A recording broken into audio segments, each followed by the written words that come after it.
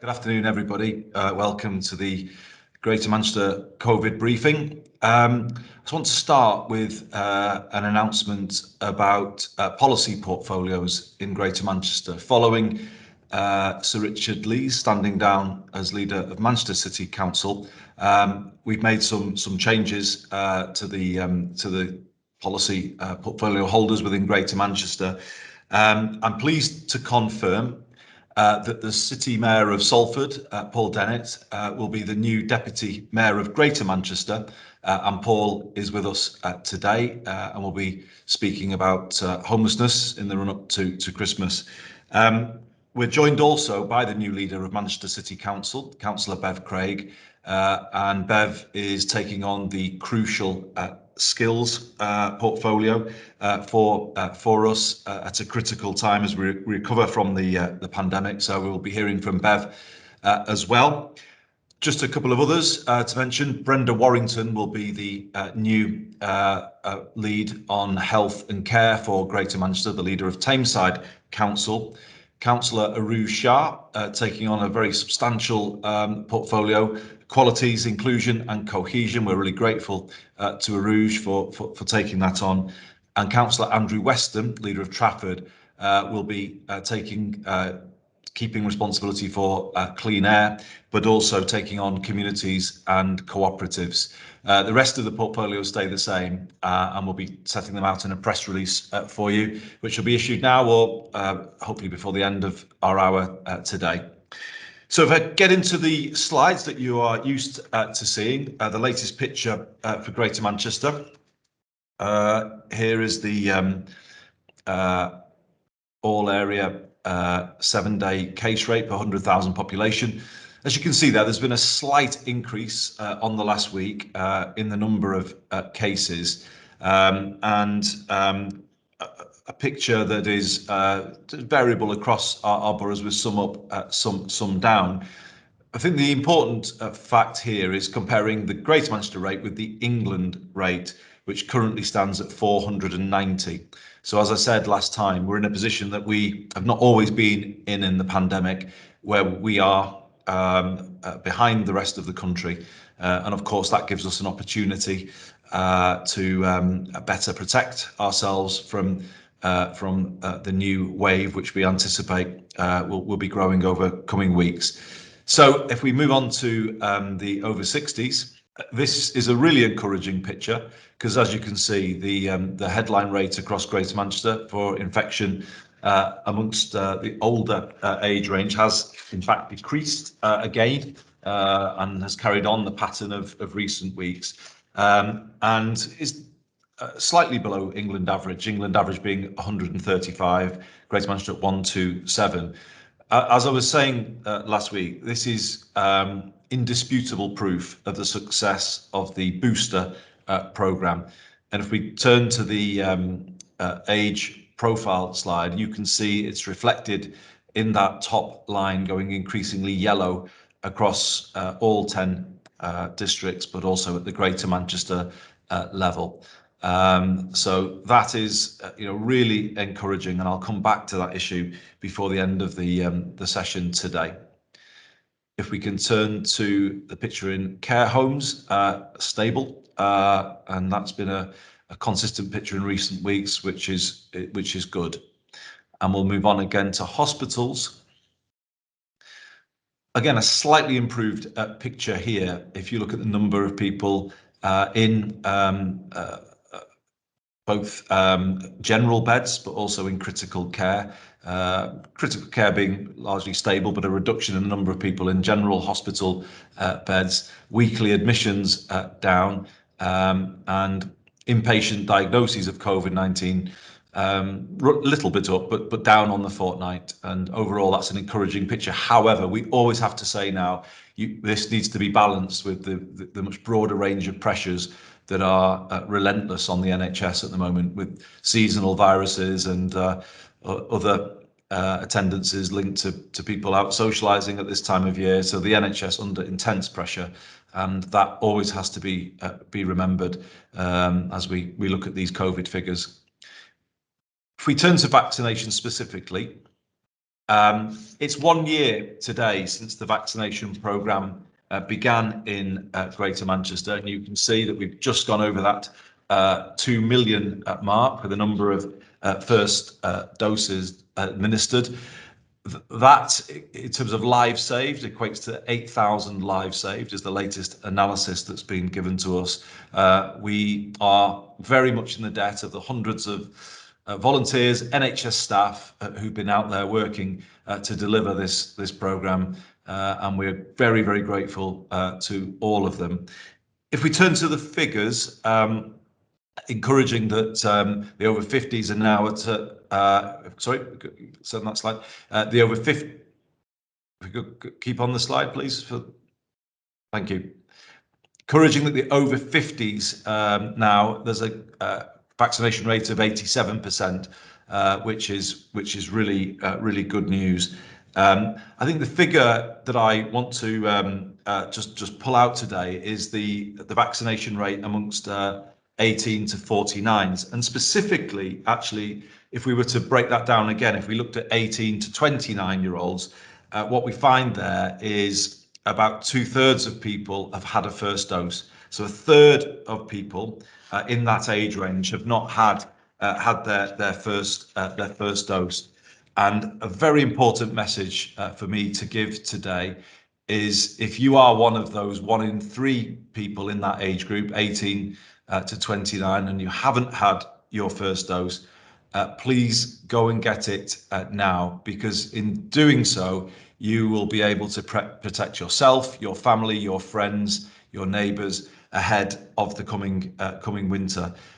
So this is a window of opportunity to get out there ahead of Omicron and get your first dose, and that will help everybody, and it will put Greater Manchester in a stronger position to deal with what's coming. This slide is just related to the change that's been announced today about people who are age 40 and over now able to get their booster 3 months after their second jab. They can actually book it from 2 months after their second jab, so they can book a month ahead. So this is an important change today, and of course the success of the booster programme is clear, and we'd encourage everybody to take advantage of that new opportunity that has opened up today. I've had my booster today. I was at the mass vaccination centre at the Etihad, and it was great to be able to thank the staff again. What I did pick up is obviously the news overnight has had a dispiriting effect on people, and it's made the job of frontline staff in the NHS even harder than it already was. And I can understand the frustration people will be feeling today, because so many people here sacrificed so much last year, particularly this time last year, where we'd been in restrictions since July. We'd had the whole debate about Tier 3. We were then in a further lockdown in December. It was hard. It was really hard for people. And obviously what people are getting from the news today and through this week is at the other end of the country in Downing Street, an overwhelming sense of do as we say, not as we do. I can only report what my experience was like working with the other leaders when we were in dealings with Downing Street, 10 Downing Street last year over Tier 3. It was obvious to us that our experience of the pandemic was not their experience of the pandemic. They were not going through what we were going through, and that sense came over very strongly to us at that time. So I can understand today why the news is very frustrating for people, but this is a key message I want to get over to people. Don't be distracted by the news. We need you to do what's right for Greater Manchester, for yourself, your family, your friends, your neighbours, irrespective of what is going on in the government. And it's just really important for me to say that. The kind of conversation that we've seen at lunchtime today at Prime Minister's Questions, I think just simply hasn't helped. I've been in politics a long time, and I know that you don't have to rehearse lines for something that hasn't happened. We are not being told the full truth at this stage, and I don't believe this can continue. If the government is going to come back and ask more of the public, we have to be told everything that is known about what happened last year. That has to happen, and it has to happen immediately, particularly if there is an announcement later today.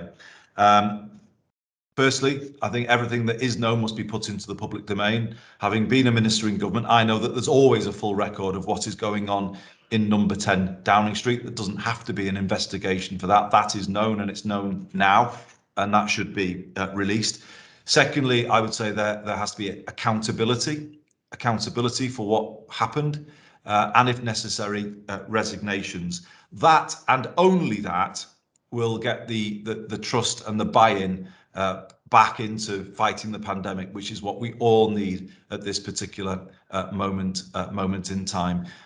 So that is if you like, a precursor to anything else that's announced. That situation has to be resolved, given what I've heard today and the effect in the real world of what's been going on there. You know, we are in a position where we need to deal with this and deal with this properly, restore trust so that we can get on with fighting the pandemic.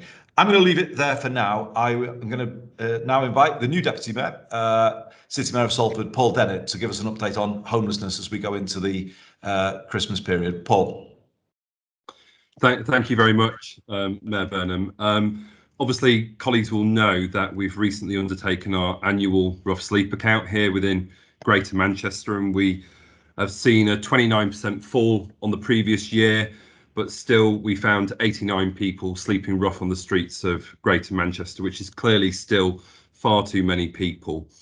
What we've seen is a fall of 67% since 2017, and the first time since 2013 the actual annual rough sleep account number is below 100. This still needs to be verified by the Department for Levelling Up, Housing and Communities, but it does highlight good progress within Greater Manchester in terms of tackling homelessness and rough sleeping. And for me, I think it points to the success, if you like, of a whole range of different initiatives and collaborative working across the city region, which has resulted in this sustained reduction. So Bed Every Night, we know at the moment, is accommodating around 600 people.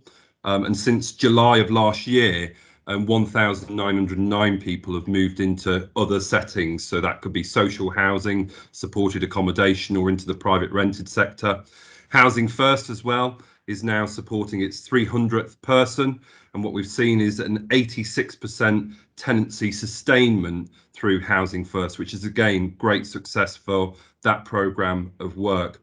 But I think importantly for Greater Manchester, behind what we're seeing at the moment is the coordination of the public sector. So that's our health colleagues, it's GMP, it's our fire authority, it's a whole range of different people who work within the public sector now working together to tackle homelessness and rough sleeping. And importantly, the seminal role that's been played by our community, voluntary and faith-based sector in terms of supporting the work of Greater Manchester. So at the heart of our approach is strong partnership, but also the people of Greater Manchester just pulling together to look after each other in what are challenging circumstances.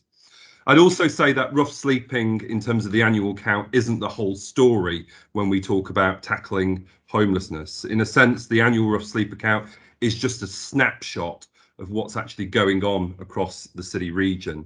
At the moment, we have 4,018 households currently accommodated in temporary accommodation, and that's as at June of this year. That's a 13% increase on what we saw last year. And as we know, temporary accommodation, emergency accommodation isn't necessarily a place to call home and put down roots. So, being cognizant of the increase there means there's more to be done to actually prevent homelessness and rough sleeping in the first place. And then when we look at what the districts are doing as well through the rough sleeper initiatives, We think we've got around 1,000 people in emergency accommodation across the city region at the moment.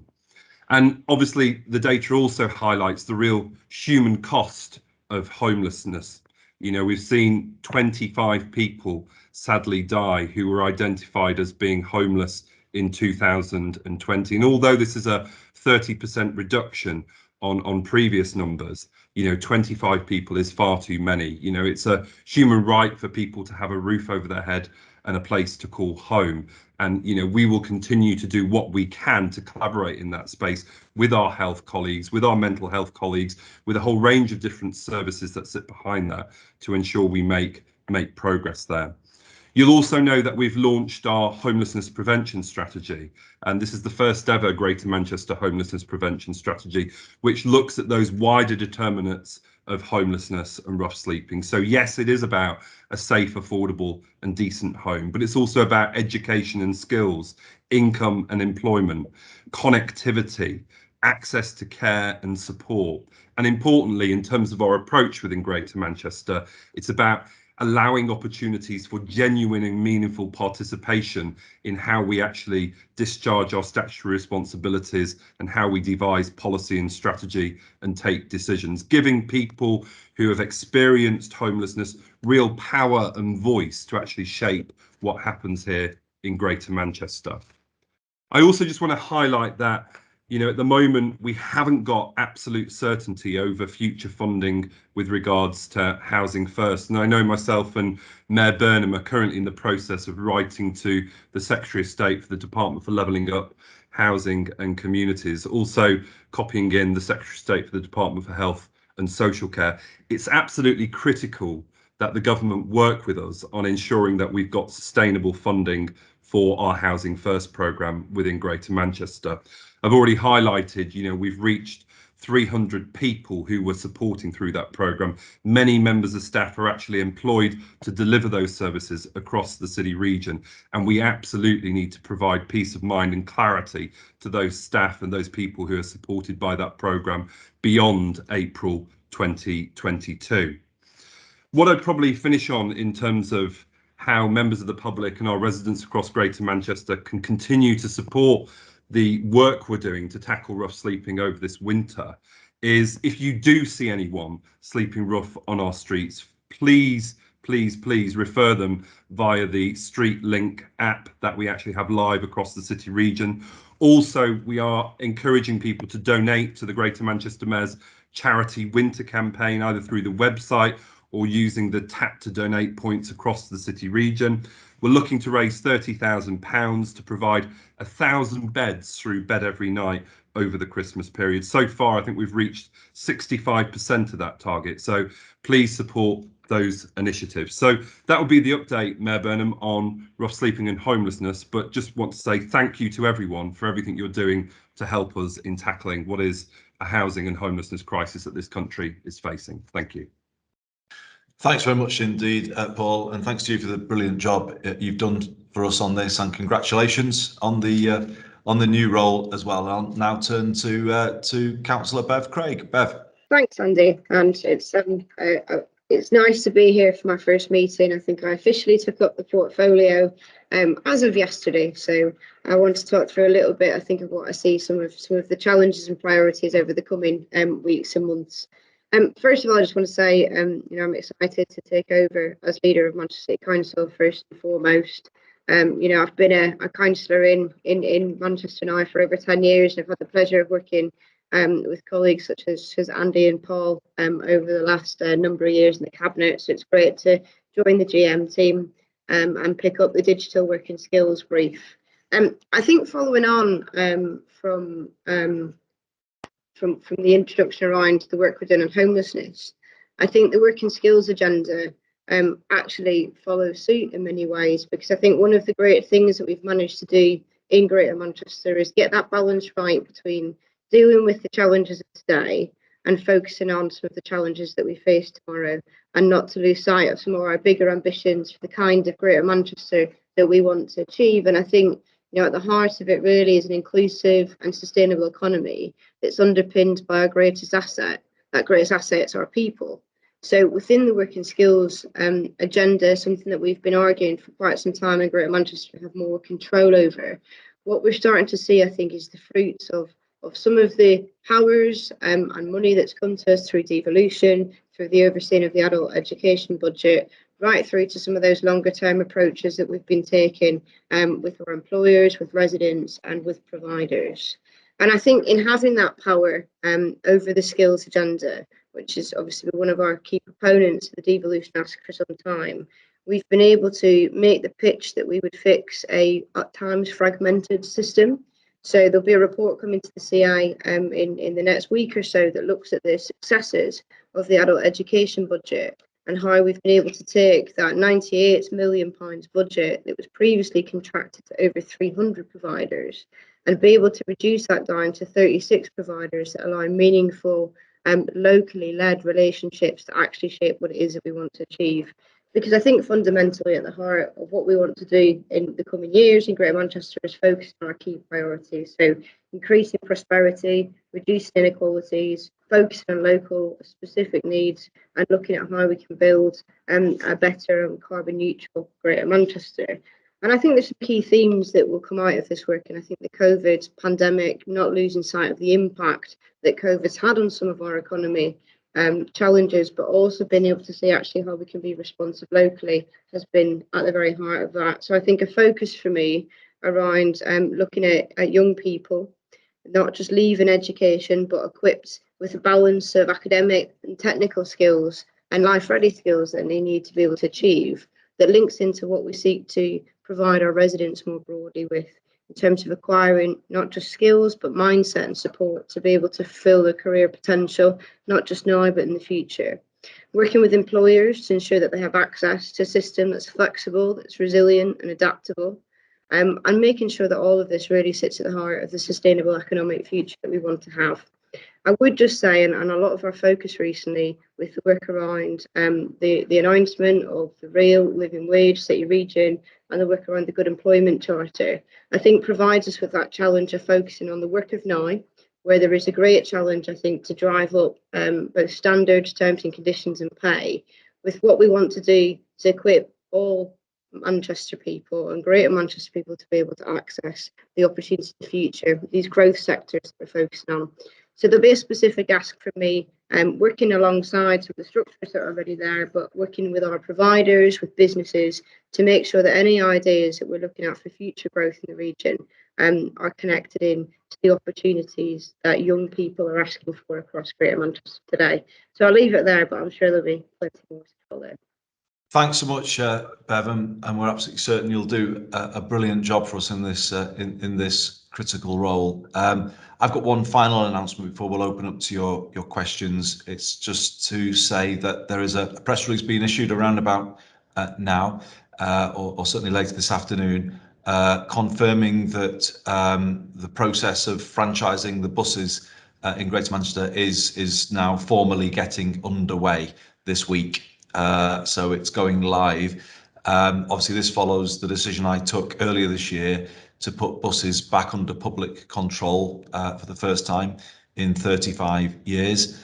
We are the first city region to do this, and it's absolutely the critical enabling step to building what we call the B network, that London-style public transport system for Greater Manchester. So we are going out to potential operators, asking for expressions of interest for the initial tranche of around 11 franchises, and we are very clear that this will be a process that improves the quality of public transport in every respect. And I can confirm that leaders have taken a decision to link the Greater Manchester Good Employment Charter to this process, so that it will not, any improvements to public transport will not be achieved at the expense of our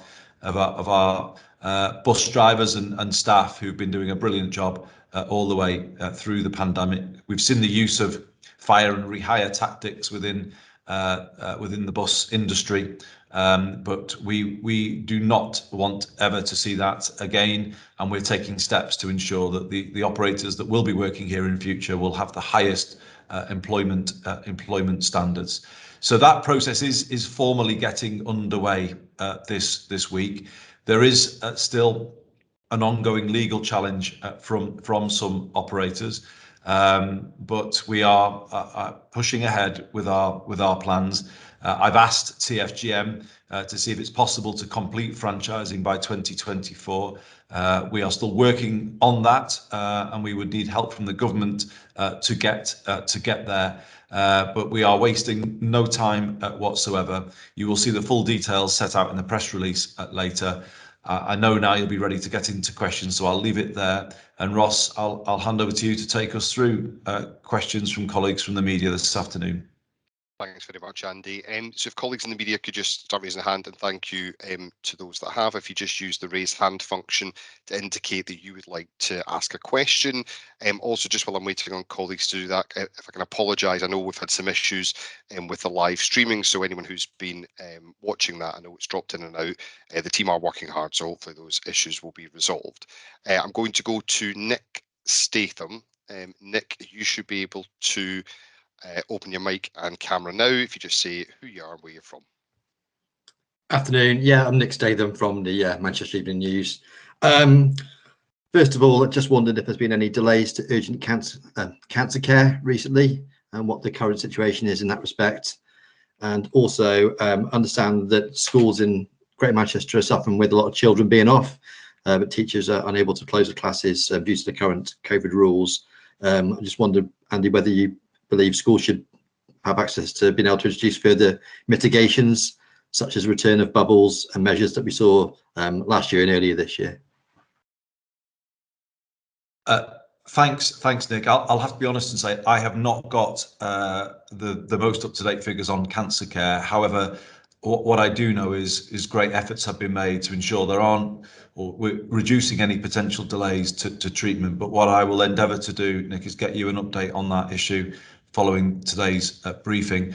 On schools, the lead director for public health, Professor Kate Ardern, updated us at our COVID committee meeting today to say that guidance had been reissued to schools, largely the existing guidance, but including some further suggestions around distancing, and that has gone out. So obviously from the figures that you saw, there is a marked increase in the 0 to 15 age group.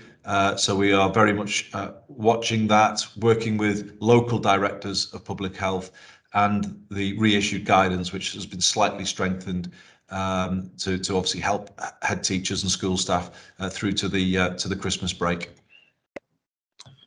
Great, thank you. Thanks, Andy. Did any of Bev or Paul want to come in on that one? Nope. Move on to Bradley Harris. Hi, Bradley Harris, GB News. This is a question for the Mayor of Greater Manchester, Andy Burnham.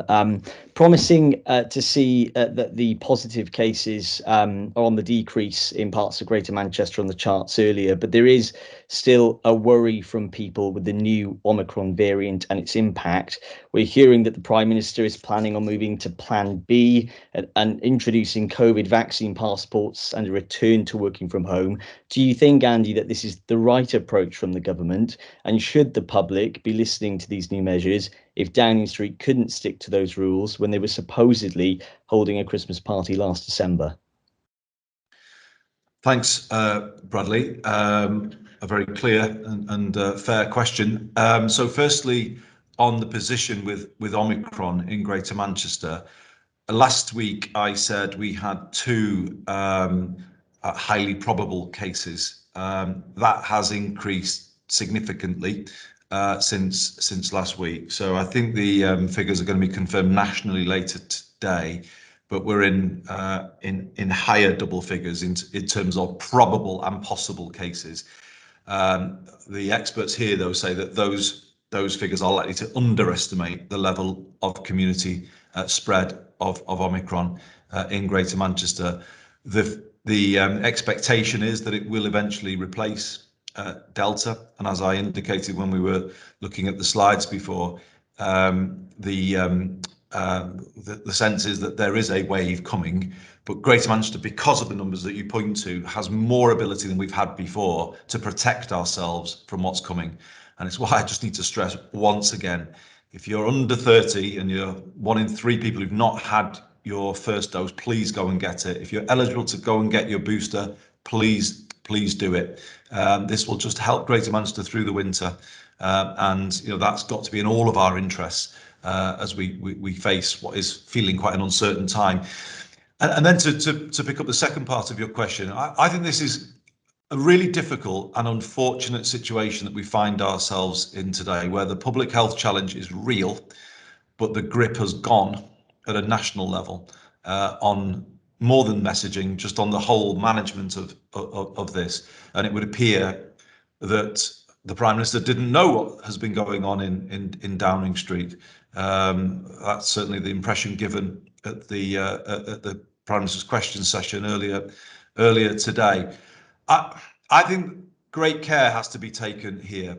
If new measures are to be announced, they need to be consistent with other measures.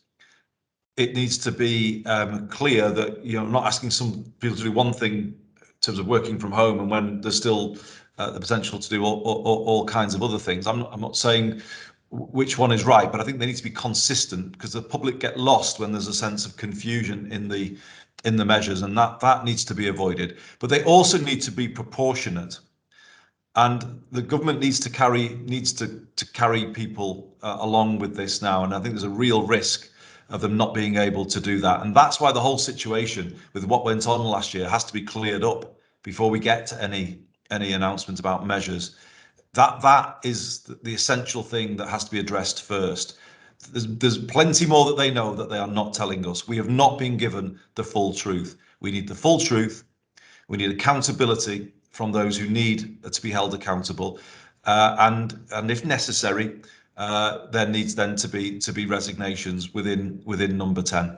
And I can't make that any plainer than that, Bradley, to be honest, because without that, I do not believe we will get the buy-ins, whatever measures are going to be announced. I don't think the government should be rushing to extreme measures. It does need to be proportionate and consistent, as I've said, but without the trust and the buy-in, none of it will work anyway. Thanks, Andy. Thanks a lot. Bev, Paul, did you have anything to add on that one? No, we'll move on. I'm going to move on to Helena. You should be able to open your mic and camera now if you just say who you are and where you're from. Hi, it's Helena Vesti from the Manchester Evening News. A couple of questions from me. We know the NHS is struggling massively at the moment. There's really long waits to get the phones answered through the 111 service. Patients are stuck in beds because there's not enough social care to discharge them to. And medics are telling me that they're already being pushed beyond the limits. Now we're hearing that the vaccine programme has been extended, which is undoubtedly going to add to the pressure.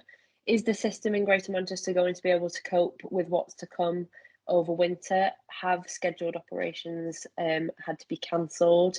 And secondly, I think, do you have any data on the marked increase around Omicron variants? And also, just jumping off what my colleague Nick has asked, do you have any details around the new measures which schools are being asked to look at? Thank you.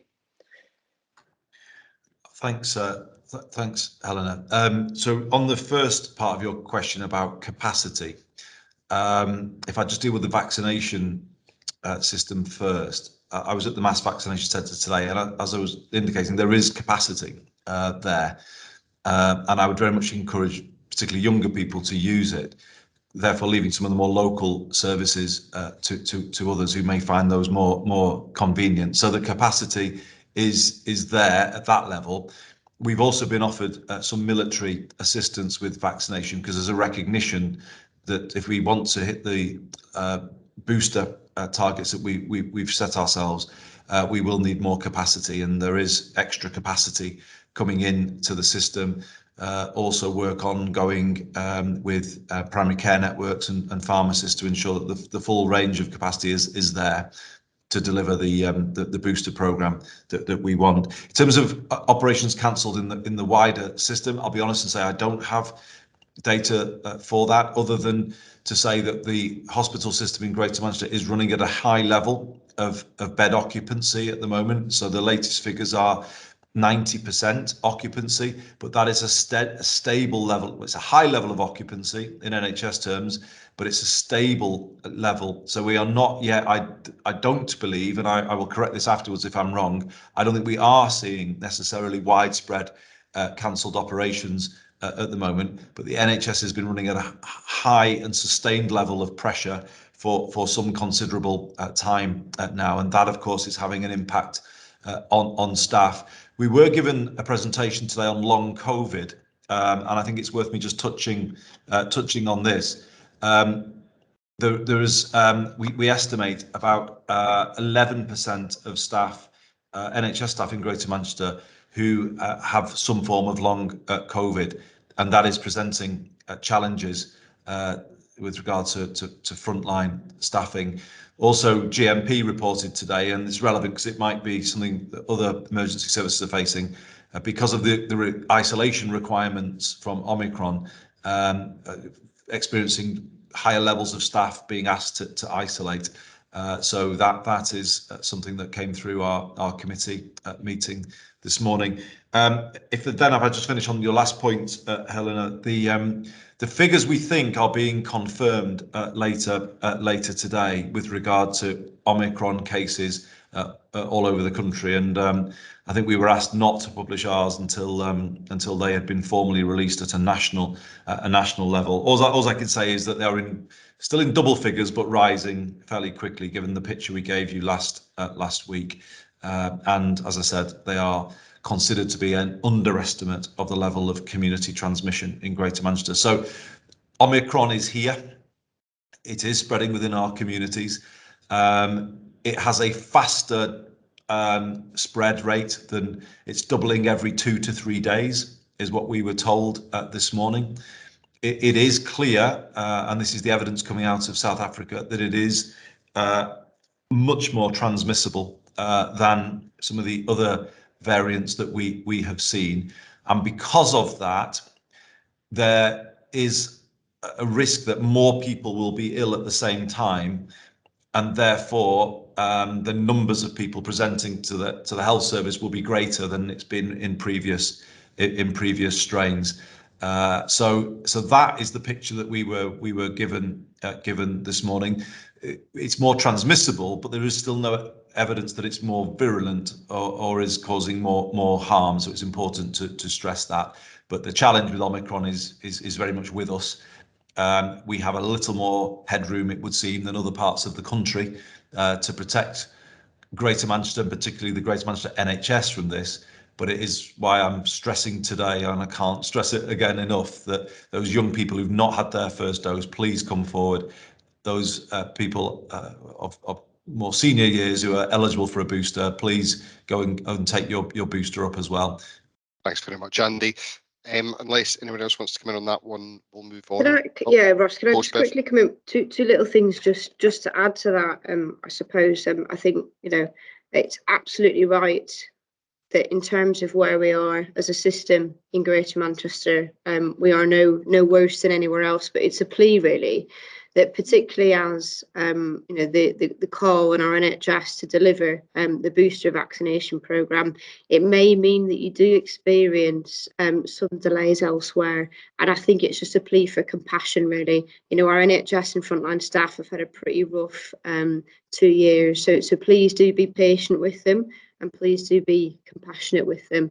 I think one other thing I would say, and it's particularly on the point of social care, and the government does have an opportunity to redress some of the pressures that we're facing in social care at the moment, that local authorities are yet to receive our financial settlements.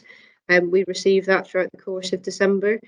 So social care nationally has not been solved by the government's response so far. So I think there's an opportunity in the coming days for some of the challenges in social care to be redressed at a national level through local government funding. I'm going to go to Katie for the next question. Katie, you should be able to Open your mic now and ask your question. Hi, yeah, thanks. It's Katie Hasseldown from That's Manchester. I think Bradley asked, you answered Bradley's question in part to do with this. It's another one on the public health messaging, Andy, please. Just to get a feeling really of what is the feeling like in Greater Manchester at the moment, given the events of the past week, and how confident are you that people will comply with more restrictions if they are imposed, given what the city region had to deal with this time last year? Yeah, this is something that's worrying me, Katie. I think people will be casting their minds back to late last year and the things that people here had to do. It's inevitable that they'll be making that contrast with the video that we saw emerge from 10 Downing Street yesterday. It's very hard for people to watch that. And today, I can only give you what I heard when I was going around to have my booster today. You know, the job of NHS staff is going to get harder in the next few days because it's harder to give public health messaging in this climate. And you know that is just the reality. And it's why I come back to the point that you have to restore trust now. You cannot kind of play the normal Westminster game of saying, oh, half denial here and an investigation there.